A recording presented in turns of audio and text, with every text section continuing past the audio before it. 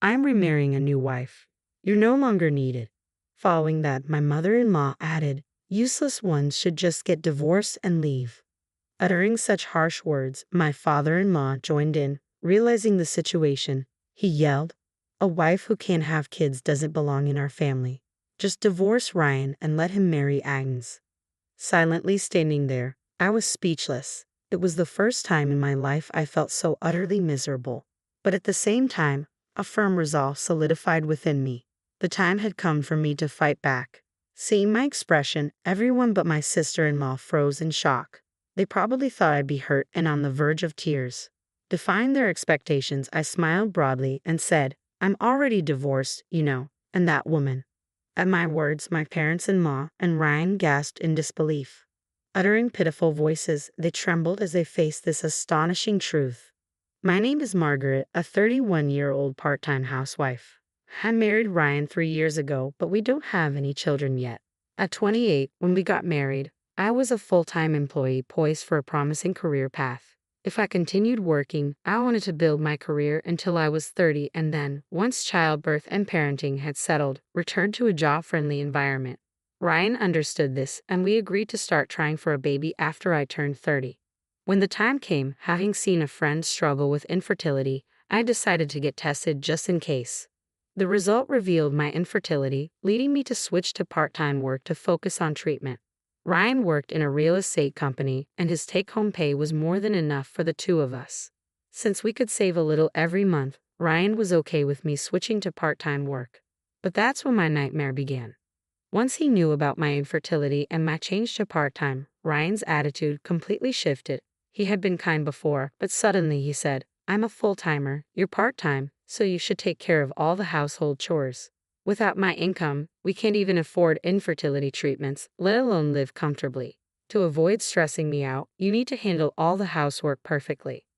I was good at housework since my days living alone, so it wasn't too painful at first. But Ryan started nitpicking over everything. If the room was even slightly messy, he'd yell, "You're lazy. How can a housewife live in such filth?" And if the dishes weren't washed right after a meal, he'd say, "A woman who procrastinates like this isn't cut out for family life. But work more, earn your keep. There's remote work and stuff, right? You could find something. But remember, all the housework is still your responsibility. You're part-time, I'm full-time." At this time, I was still reeling from the shock of my infertility, thinking it was all my fault. I wanted to create a relaxing environment at home for Ryan, who was tired from work, so I tried to meet his expectations. Looking back, I realized I was just giving in to him, telling myself it was just patience until we have a child. I hoped that once we had a child, Ryan would return to his kinder self. Clinging to this hope, I continued juggling part-time work, housework, and infertility treatments. But the strain took its toll. I felt ill, the treatments weren't going well, and our relationship worsened. Gradually, I couldn't keep up with the housework and became more emotional. "You can't even get pregnant and still act all high and mighty. If you don't want a divorce, listen to me," he said, looking down on me. From then on, even a simple request to put his socks in the laundry basket was met with a shout of, "Shut up." I was just trying to make a point, but his contempt made me feel miserable and unsure of what to do next. He started treating me not as a wife but as a convenient woman or a servant. My spirit withered under this treatment. A year passed in this way without a child, and the gap between us remained. This year since becoming part-time and starting the treatment seemed to fly by. It was the most difficult time of my life. However, recently there's been a change. Ryan suddenly became kind, not just a little but a significant shift. It was as if he was a different person, showing increased concern for me. For instance, when infertility treatments weren't going well, and I was feeling down, Ryan asked, "You okay? How about I make dinner tonight? I'll whip up your favorite beef stew." It was a mix of happiness and suspicion. After looking down on me so much, this sudden kindness felt like he had a hidden agenda, making me doubtful. So I casually asked Ryan, "What's up? Anything good happened recently?" He relaxed and said, "Yeah, work's going great. I had selected for a big project, but I might be away from home more as I need to have more meetings with the team." Up to this point, it was fine. My physical burden lessened, and Ryan's career success meant a secure future. Accepting his kindness without suspicion would mean no trouble. But there was one thing bothering me. Recently, Ryan had been overly curious about my activities. I asked him, "What's up with you lately? You used to be so uninterested in what I was doing." Suddenly, he snapped, "What's wrong with wanting to know about my wife's activities, Margaret? Are you doing something behind my back that you can't tell me?" His reaction seemed odd to me. Maybe he was being nice to cover up something he couldn't tell me. A recently divorced friend had told me about her husband becoming nice just before she discovered his affair. So I started suspecting Ryan's infidelity and began observing his movements. While he kept track of my schedule, I noticed a pattern. Ryan regularly went out for drinks on Tuesdays and played golf on the second Sunday of every month. He'd answer normally about other days, but on those specific days, if I asked where he went, he'd get angry, saying, "Damn it, stop nagging me. You're so annoying." It was suspicious. I grew more convinced Ryan might be cheating and decided to take serious action. A few weeks later, needing a break from this covert battle, I went on a little trip. It was a 20-minute drive from home to a cafe that had recently opened and caught my interest. Despite hearing about long lines, I didn't mind waiting alone, so I went there and waited for my turn. That's when I bumped into my sister-in-law. She's a 29-year-old cheerful and kind daycare worker, 2 years younger than me. She always looked up to me like a real sister, and I adored her like my own sibling. When I greeted her, my sister-in-law was startled and looked me up and down in a way she never did. Confused by her strange behavior, I tilted my head. "What's wrong?" Snapped out of it, my sister-in-law blinked, and after a moment of silence, she brightened up and said, "Margaret, let's have lunch together." So we changed the number of people on the reservation and sat together after waiting for several minutes. During lunch, my sister-in-law told me an unbelievable fact that left me speechless and unable to eat. After lunch, instead of going home as planned, I decided to change my plans. I decided to visit my parents-in-law's house with my sister-in-law. Their house is about a 30-minute drive from our apartment, where I currently live, so I don't usually stop by. My parents-in-law aren't exactly fond of me, so I don't see them often, only during the holidays or for memorial services.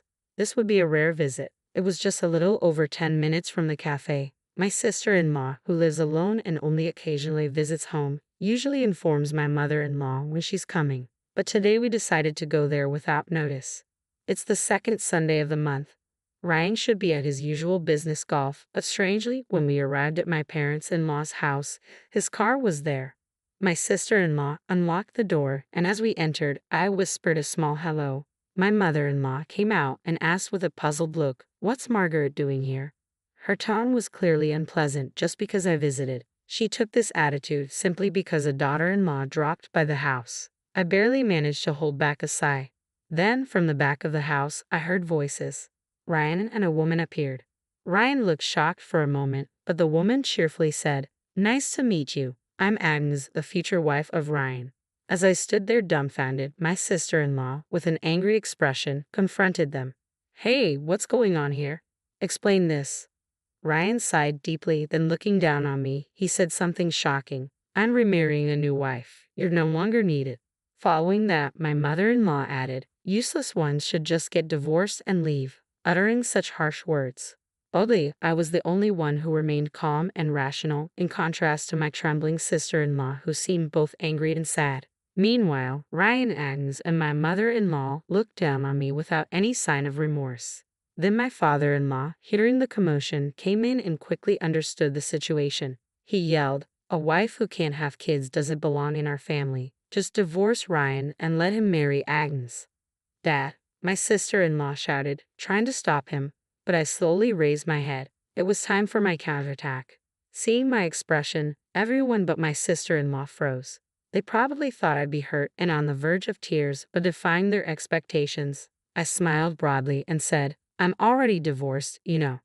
My parents-in-law and Ryan were astonished. They could only utter a pathetic "ha" in response. I had the urge to reveal Agnes's true identity right then and there, but instead, I sighed and said, "Ryan, do you remember the recent fuss you made about divorcing me? You even filled out the divorce papers. Those papers were signed by you, so I filled in my part, submitted them, and consulted a lawyer. Whether you realize it or not, we're already divorced. We're not a couple anymore." Ryan seemed to recall that incident and lost his previously composed demeanor. His eyes darted around, clearly showing his agitation. A few days ago, Ryan and I had an argument, and in a fit of rage, he signed the divorce papers and threatened me. The argument was over something trivial. I had simply asked him again where he goes every second Sunday. It was time to get to the heart of the matter. Ryan, red-faced, yelled, "You're always asking such things. Do you want to tie me down?" "I'm not having it." It was his usual angry outburst. I pointed out that it was strange for him to get so worked up just because I asked about his whereabouts on the second Sunday. Still, Ryan kept nagging and stormed out of the house. Later, he came back with the divorce papers, filled his part out hastily, and pushed them at me, saying, "I can divorce you anytime." When I asked if he really intended to divorce, Ryan nodded firmly, so I secretly filled in my part and kept the papers in my bag, ready to submit at any time. They were like a talisman, a magical paper that could end my marriage with Ryan if anything happened.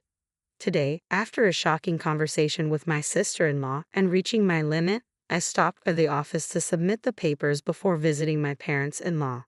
Ryan, hearing this, said, "That was just a threat. I didn't mean it." But my sister-in-law retorted, "You signed it yourself, saying you could divorce anytime. That clearly shows your intent." Ryan fell silent again. I sarcastically said to Ryan, "So we're practically no longer a couple." Happy now, he opened his mouth to say something, but before he could, my mother-in-law interjected with a smug look, "Oh, is that so? Well, divorcing you was always the plan, so that's fine, isn't it?" My father-in-law seemed to agree with her, nodding his head. From their perspective, my divorce from Ryan was inevitable sooner or later, so they thought, why not now? Their true feelings were evident, suggesting that the divorce was a positive outcome for Ryan anyway. Standing next to Ryan, Agnes was also just smirking annoyingly. Noticing this, Ryan chuckled slightly and said, "Yeah, that's right. Our divorce is the first step towards me being with Agnes." It was a skin-crawling statement. Our younger sister-in-law looked embarrassed by this scene, maybe ashamed of these four.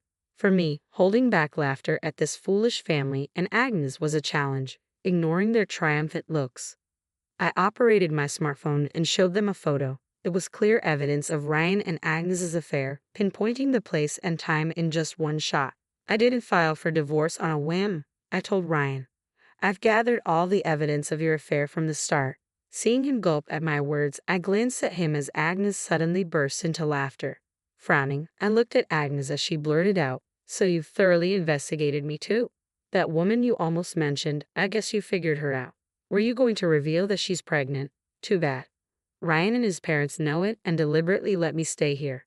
Hearing this, our sister-in-law was shocked. She had been told by Ryan and their parents that we were divorced when we met at the cafe. The reason for the divorce was particularly shocking. They said I was terminally ill with little time left and that I initiated the breakup.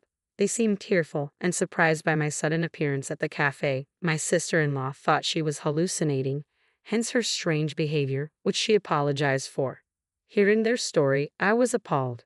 Ryan had lied about separating from his wife due to a made-up illness. He told his sister, "Margaret is now despairing in life, so please don't contact her and accidentally upset her." Believing this, my sister-in-law refrained from reaching out to me. However, upon returning home, she was surprised to find a strange woman living there whom my parents-in-law introduced as Ryan's new wife. Until now, my sister-in-law realized she had been deceived, but she was hearing for the first time about Agnes's pregnancy. In response to Agnes's smug attitude, I burst out laughing. After my laughter subsided, I spoke to a stunned Agnes. "Of course, I knew you were pregnant. My detective had already clued me in, but I figured Ryan and his parents living here with you must know too. So I brought something even more interesting," I said, and the atmosphere immediately tensed. Everyone held their breath in a hushed silence, wondering what revelation was coming next. Agnes looked at me anxiously, waiting for me to speak. When I finally did speak, the quiet was shattered and the situation took a drastic turn. "What I wanted to say is, the child you're pregnant with, Agnes, it's not Ryan's. It's from another man." Immediately, sweat formed on Agnes's forehead, and her expression became rigid. Ryan, speechless, could only mutter, "What?" His parents, confused, slowly turned their gaze towards Agnes.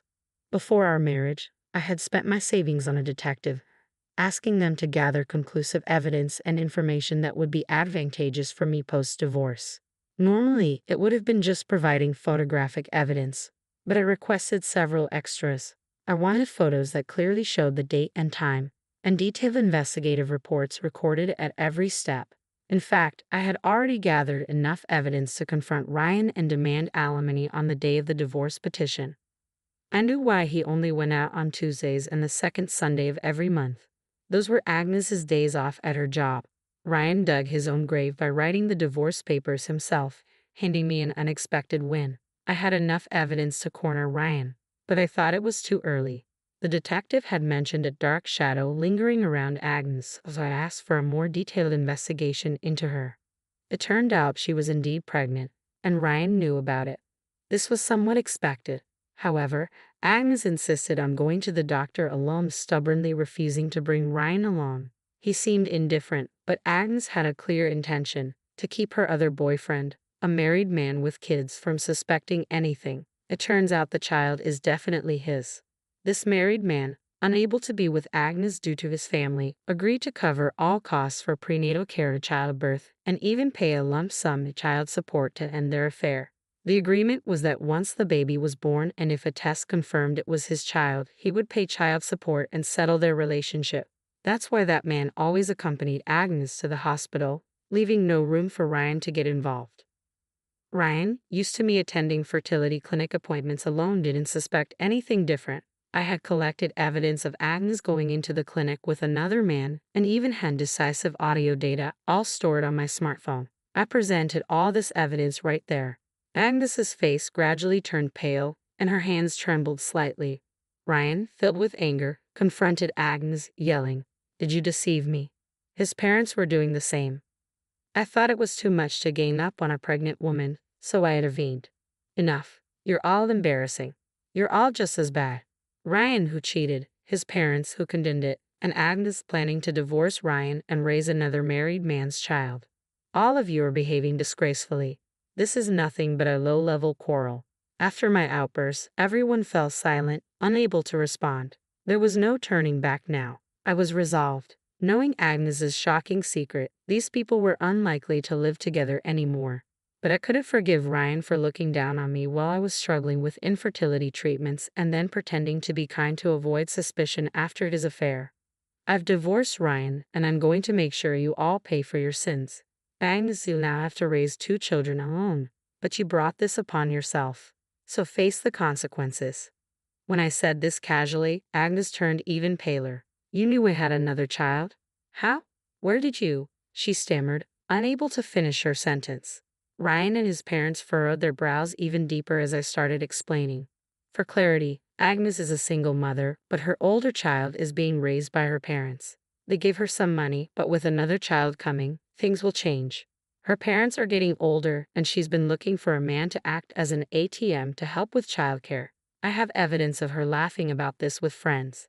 Realizing that the term ATM was a veiled reference to himself, Ryan looked hurt, though he had no right to feel that way. His parents were flustered, and his mother, losing her earlier composure, said in a panic, "So Agnes's child isn't our grandchild? Then there's no reason for her to stay in this house. Leave right now." Agnes, in her desperation, started making excuses. "No, it is Ryan's child. Please believe me." But my sister-in-law, who had been silent, finally spoke up. "Now you think we'll believe that, Agnes? Don't you realize the mess you've made of people's lives?" Agnes fell silent at her sharp words. Then my sister-in-law dropped another bombshell. "Aren't you the mom of the boy who goes to our nursery? The one always dropped off by his elderly grandparents. His name wouldn't happen to be Jason, would it?" Agnes's eyes widened, and though she opened her mouth to respond, no words came out. Her silence confirmed my sister-in-law's suspicions. Shocked, my mother-in-law collapsed on the spot while my father-in-law looked between us, frantic. It was time to wrap things up. I presented Ryan with an ultrasound photo and said, "Thanks to fertility treatments, I'm pregnant with your child. I was going to tell you soon. But then the morning sickness got worse and your affair became certain. But make no mistake, this child is yours. We won't live together, but I expect you to pay child support in full." Ryan looked despairing, but his brazen mother raised her head and started, "If you're having a child, you're still fit to be his wife. We were just misled by this woman. Apologize, and Margaret, please stay." I ignored my mother-in-law and turned to leave. When she kept calling after me, I turned back just once. "What are you doing?" You never liked me from the start. When you found out Agnes was pregnant with Ryan's child, what did you do? Your audacity knows no bounds. Stunned by my retort, something I'd never done before, my mother-in-law looked down again. My father-in-law, perhaps realizing their folly, said nothing more. I had already decided I didn't need to be recognized as their daughter-in-law, especially since they had discarded me. As I stepped outside, our sister-in-law apologized repeatedly, asking if there was anything she could do. I replied, just make sure they don't flee. I'm going to keep my distance from Ryan and communicate through a lawyer. And from now on, let's keep in touch as friends. She looked surprised but then nodded, saying, let's get through this together. Later, I hired a lawyer and went through the division of property. They whined about not being able to pay the substantial amount. But when I said I'd pursue this to the end in court with no mercy, they reluctantly agreed. As for Agnes, her affair with the married man came to light, leading to a heated argument. The turmoil grew too large, eventually reaching his wife's ears, and things did not end smoothly. Agnes, in desperation, turned to her parents for help. Naturally, they were furious with her and dragged her to us to apologize. After giving birth, Agnes will have no choice but to work tirelessly from dawn to dusk, unlikely to ever have the chance to engage in infidelity again. Despite having children, Agnes had been irresponsibly carefree, but now her parents control all her earnings, leaving her no room for stress relief. Having lived selfishly until now, she should start living for her children. Meanwhile, Ryan's fate turned out to be a mess as well. He eventually had to sell his family home to raise child support. Now he's living in a cramped, rundown apartment with his parents, barely getting by. I initially agreed to let him pay child support in installments, but as expected, he fell behind, thinking he could get away with it, probably based on something he read online. He was mistaken. I had warned I would be relentless. I immediately took legal action, enforcing payment through the courts. This led to his employer finding out about the divorce and his child support delinquency. His previous actions of leaving work early under the pretense of supporting his wife's fertility treatment, only to spend time with Agnes, also came to light, subjecting him to scorn. Eventually, he quit his job and paid the child support in full with a loan, plunging him into a lifetime of debt. Ryan's parents, too, were caught in the fallout. Now Ryan works solely to pay off his debts, and his parents, unable to enjoy a comfortable retirement, had to return to work.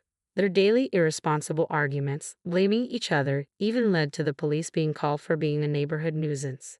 Now they're quietly working to manage their debt, complaining as they do. As for me, I went back to my parents' house, apologized, and decided to live with them for a while after the birth. With their support, things started to look up. Soon, my former employer offered me a full-time position again.